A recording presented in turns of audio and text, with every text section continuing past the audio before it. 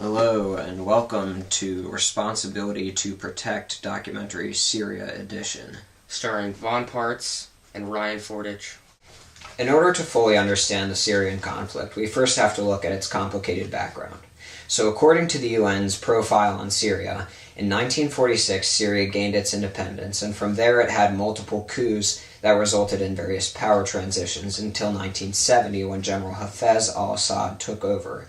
He ruled until his death in 2000 when his son Bashar al-Assad took over, and Bashar al-Assad has ruled until the present day.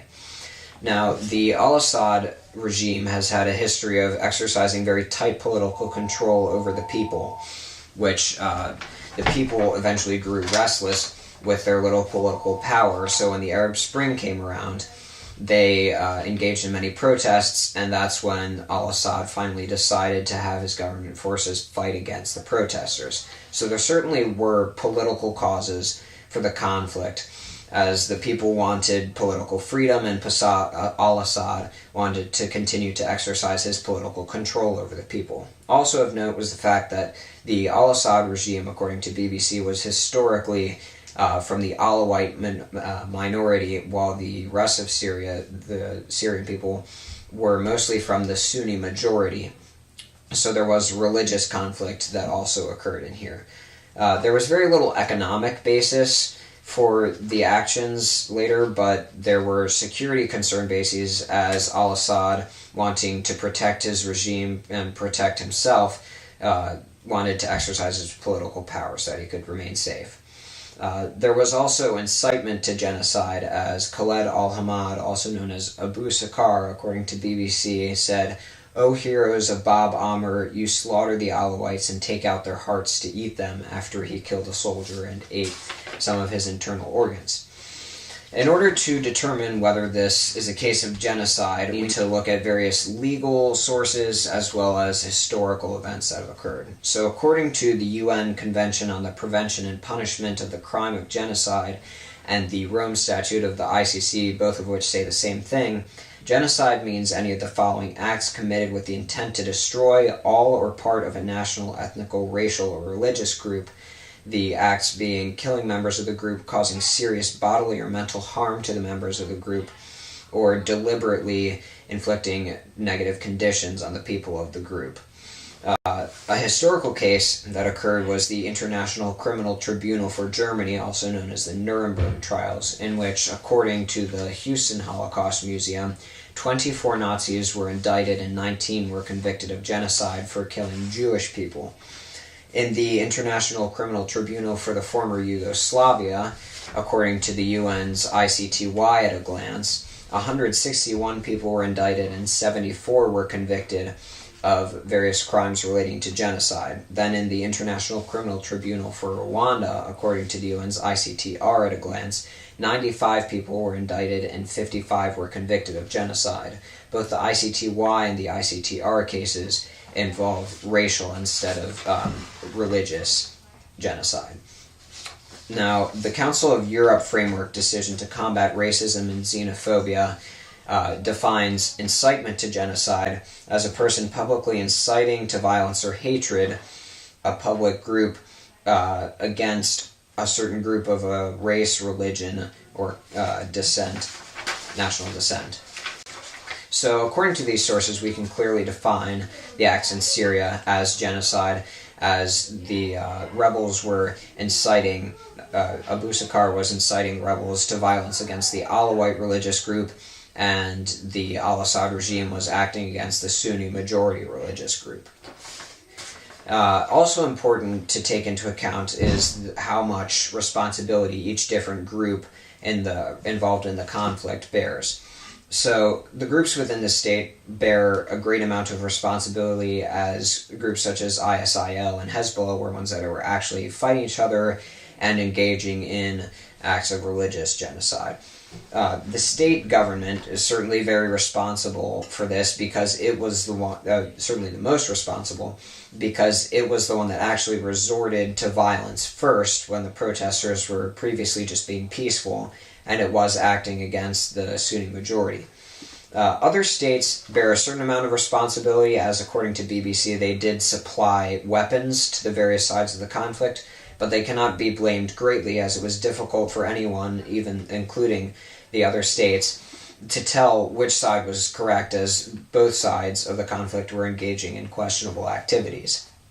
The NGOs do not deserve any blame for the conflict, as such organizations as the Red Cross and UNICEF were doing all they could to gather money and contribute aid, working actively in Syria to protect the people.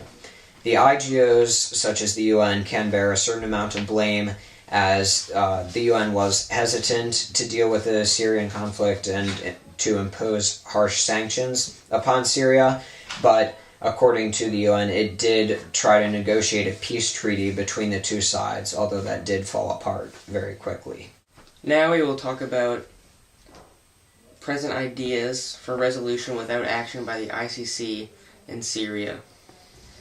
Recommendations for the state, I believe, are to, first of all, stop killing your people, because it's pointless bloodshed and just elongates the conflict. And based on the Guardian news, we already know that there's a lot of violence in Syria, such as sarin gassing of civilians and bombings of people in Syria. And this would also help the government reach a compromise with the other groups, such as the rebel army, in order to stop the bloodshed and war and help them come together as one. And an example of this is that they could hold free elections for the people, because the people are very aggravated about not having any political power whatsoever. And other states, what actions they could take is to refuse to trade with Syria, and including, well, the main source of their economy is oil, and such as the U.S. has done, they have refused to trade oil with them, since we have oil sites in the U.S. now, and then this has crippled their economy. And if other states do this as well, it will force the government to make concessions with other groups within Syria in order to stop the war. And international organizations, the main thing that they can do without the ICC is to enforce economic sanctions in order to further cripple their economy and force the government to compromise, because they will have nowhere to go. They'll be backed into a corner and they'll have to give in, or else they will lose whatever they have left. And NGOs, they really have one thing they can do, and that is provide relief for the refugees, such as Turkey has done.